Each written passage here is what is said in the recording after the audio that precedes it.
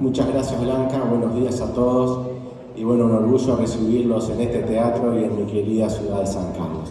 Voy a hablar de algo que es el símbolo para todos los carolinos, que es la iglesia matriz de San Carlos, y el título de la ponencia es Hacer Iglesia, historia del templo más antiguo del país con funcionamiento ininterrumpido. El 8 de julio de 1763, el general Pedro de Ceballos, desde San Pedro del Río Grande, que había conquistado en su campaña de guerra hacia Brasil, ordena al capitán Lázaro de Mendinueta, comandante de Maldonado, que pase con los azorianos que ya habían llegado a la población, más los que van en camino a formar un pueblo entre los arroyos Maldonado Grande y Maldonado Chico, en un lugar alto y aislado. Así nació la villa de San Carlos, como la nombró Ceballos en honor al rey Carlos III de España. Fue un proceso de varios meses, donde una caravana de carretas y ganado con más de 100 familias y alrededor de 500 personas fueron llegando e instalándose en la noble población. Esta fue una experiencia única en América, dado que Ceballos fundaba un pueblo en territorio español como antemural del avance portugués en la despoblada región este de la banda oriental, precisamente con colonos azorianos, súbditos del Imperio Portugal y enemigos de la corona de España. El plano de la villa comprendía 90 manzanas de 100 varas en cuadro, separadas por calles de 12, y todo este conjunto circundado por 4 avenidas de 25 varas cada una. En la manzana 1, frente a la plaza, se edificó una capilla por orden de Ceballos, dada al comandante Cosio. Era más grande que un rancho común, de largo tenía 15 varas y después se amplió 14 más. Su construcción consistía en un rancho o galpón de cebato, piso interior de tierra, levantado al menos un palmo, y el techo cubierto con paja brava de los bañados. El altar mayor, en el fondo, lucía la imagen de Nuestra Señora del Rosario, con su niño y un Santo Cristo. Su primer párroco fue el sacerdote Pedro Villaverde. El 28 de julio de 1775, la parroquia de San Carlos fue erigida canónicamente por Monseñor Juan Baltasar Maciel, vicario general y gobernador del Obispado de Buenos Aires, por mandato del señor obispo Monseñor Manuel Antonio de la Torre. En 1778 la población necesitaba un lugar más espacioso para ejercer el culto que el humilde rancho de paja que se llovía. Así el cura vicario Silverio Pérez de la Rosa se propone iniciar una nueva construcción. Para eso le solicita al vecino Manuel de Araujo, padre del coronel Basilio Araujo, que haga gestiones ante Ceballos para que le manden algunos de los despojos de la colonia. Es así que llegan tejas y maderamen a la villa.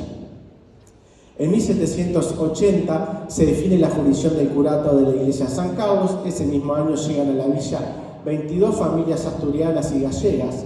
Estas son una inyección de sangre nueva a la población que había visto retornar a varias familias azorianas al Río Grande, producto del Tratado San Ildefonso en 1777.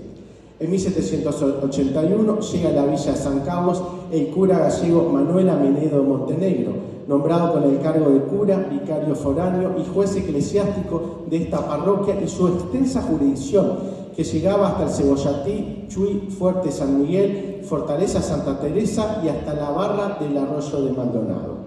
Amenedo llega en un momento especial de la villa carolina. Parte de sus pobladores fundacionales se habían retirado hacia el Brasil y su lugar era ocupado por los nuevos colonos españoles peninsulares que venían del fracasado proyecto de poblar la Patagonia argentina. Los roces entre los pobladores de origen portugués, fundadores de la villa, y los recién llegados españoles pusieron a prueba al joven sacerdote, que tuvo que administrar, limar y sacar adelante con mucha diplomacia la convivencia de sus habitantes. Para esa lucha, Amenedo contó con el apoyo del ministro de la Real Hacienda Maldonado, Rafael Pérez del Puerto. Habían pasado 14 años y la construcción del segundo edificio para la iglesia no había prosperado. Era mayo de 1792, gris y lluvioso. Frente a la plaza, un rancho rústico y ruinoso de paredes de barro y techo de quincho seguía siendo de capilla a la población de la Villa Carolina. Los habitantes de San Carlos para esa fecha rondaban las 1.300 personas. Ocurrió entonces que Amenedo no pudo llegar desde el confesionario al púlpito. porque sus piernas entumecidas se lo impidieron, y fue en ese instante y en ese día que el padre Amenedo, ante la mísera realidad del rancho en el que estaba Jesús sacramentado, se hizo la firme determinación de llevar adelante la empresa del nuevo templo, que tenía en el terreno los propósitos más de una década programados. Pero dejemos que el documento que la historiadora Florencia Fajardo da a conocer y que había rescatado del anonimato el doctor Felipe Ferreiro, nos cuenta esta situación con el propio testimonio de Amenedo. Dice así: al salir del confesionario para decir misa, me caí en el suelo, porque tenía las piernas varadas de frío y de la humedad de las aguas que habían corrido por la ventana sur hacia la tarima y confesionario, a cuyo tiempo, estando haciendo oración y momentos, se me estremeció el corazón y exclamé diciendo entre mí: ¿es posible, Señor, que los hombres no puedan vivir en una choza de paja como esta, y que Jesucristo, Rey de los cielos y la tierra, ha de permanecer bajo este techo pajizo tantos años, cuando las cocheras de Buenos Aires tienen mejores paredes y techos? Con este desahogo recibí algún consuelo y desde entonces me propuse hacer iglesia. Y Dios me ayudó, venciendo muchas dificultades y persecuciones que nunca faltan en tales obras. Ese mismo año, en una misa del 23 de septiembre, desde el púlpito, Amenedo convoca una reunión que juntó a todos los vecinos de la villa y de la campaña, autoridades civiles, políticas y religiosas, y en ella se definió que se demolerían los cimientos mal hechos de la iglesia comenzada en 1778 y con sus materiales empezarían la nueva obra programada. Asimismo, con los presentes se empezó también la recaudación de los donativos para tal fin. Hacer iglesia fue la consigna y el espíritu de Manuel de Amenedo para construir un templo como no hay otro igual en la campaña, fuera de las ciudades, a su decir. Es así que el 5 de noviembre de 1792 se colocó la piedra fundamental para la construcción del nuevo templo. Se empezó a recaudar y al año siguiente, como lo dice el libro de fábrica, que fue llevado cuidadosamente por don Amenedo, anotando todas las donaciones de vecinos, aporte del gobierno y los gastos de manera muy detallada, y que hoy, 200 años después, podemos leer claramente. Se compraron para iniciar la obra 337.500 ladrillos al hornero de la villa, don Hilario Tobío.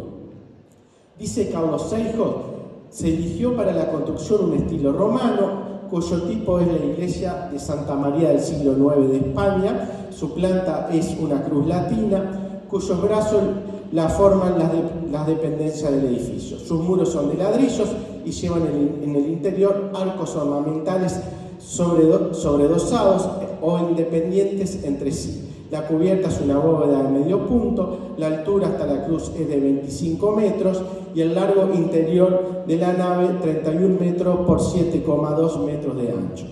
Los muros están asegurados por contrafuertes en arcos de cuarto de círculo. Por lo tanto, al decidirse por el techo abovedado, debieron entonces tapiar las dos ventanas laterales indicadas en el plano y dándole luz al crucero de la nave mediante un cupolino. Después de 9 años de contratiempo, sacrificios, denuncias anónimas de los vecinos envidiosos de Maldonado, que veían cómo avanzaba a grandes pasos la obra de Amenedo en su rival población, la Villa San Carlos, el nuevo templo fue inaugurado el 1 de enero de 1801 y el 16 de enero de 1804 fue bendecida y consagrada por el obispo de Buenos Aires, don Benito Lué y Riega. Solo el tesón de este hombre de fe, que estuvo durante 48 años al frente de esta iglesia, pudo lograr tan magnífica obra para la época. Amenedo fue pilar fundamental para el progreso de la Villa Carolina y su campaña. Supo a través de la fe y de esta gran obra unir a todos los pobladores, tanto los de origen portugués como los españoles, sembrando la semilla de los comienzos de la identidad de un pueblo que a través de sus hijos escribirían páginas de la mejor historia de la nueva nación que se estaba formando. Los habitantes de la villa de San Carlos y su campaña tuvieron un papel fundamental en las luchas por la independencia y la formación del Estado oriental. Precisamente el 18 de julio de 1830, ese día, a las puertas del templo, la población carolina juraba la Constitución. Algunas particularidades y datos que queremos agregar. El 29 de junio de 1800, los feligreses eligen mediante voto secreto a San Carlos Borromeo como santo patrono de la comunidad. El costo de la obra, según los libros de fábrica que llevaba Menedo, ascendió a la suma de 20.553 pesos y un real de la época. Las torres de la iglesia están adornadas con las vajillas y platos y jarras de la cena del día de la inauguración del templo. Entre 1795 y 1837 funcionó en el fondo de la iglesia un camposanto que después fue trasladado. En la década del 80, el cura Luis Astigarraga, con fines turísticos, construyó, siguiendo los libros de funciones de la época, una recreación del antiguo cementerio que hoy se puede visitar. En 1905, el arzobispo de Montevideo, Monseñor Soler, donó las baldosas del piso de la Catedral de Matriz de Montevideo para la iglesia de su ciudad natal. En el año 1909, el escudo de Buenos Aires, el escudo del Obispado de Buenos Aires, que estaba en el frontispicio del templo, fue sustituido por un reloj. En el año 1963, en el marco del festejo del Bicentenario de Buenos Aires, en el marco del Bicentenario de San Carlos, la artista plástica Marta Nieves Barbé diseña el escudo de la ciudad y en el cuartel izquierdo aparece la iglesia de San Carlos y a sus costados los ranchos protegidos por esta construcción, símbolo de un pueblo. Ese mismo año, la iglesia matriz de San Carlos declarada Monumento Histórico Nacional y el correo en el sello alusivo al bicentenario de la fundación de San Carlos es representado por la imagen de la iglesia.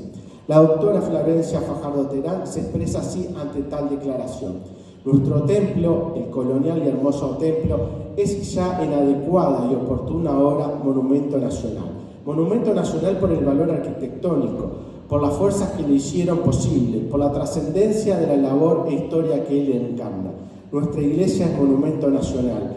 Traspasa así, en mérito de esta ley, los límites de nuestra ciudad y desborda en tal calificativo de honrosa expresión y contenido el ámbito total de la República. Es la iglesia más antigua de nuestro país con funcionamiento ininterrumpido y es de los pocos testimonios de arquitectura colonial que perduran de esa época en Uruguay. El 1 de enero del 2001 se festejó con una gran misa criolla a sus puertas los 200 años de existencia. Para los carolinos es todo un símbolo de nuestra identidad. Su arquitectura sobria, austera, firme y robusta son un orgullo para nuestra comunidad.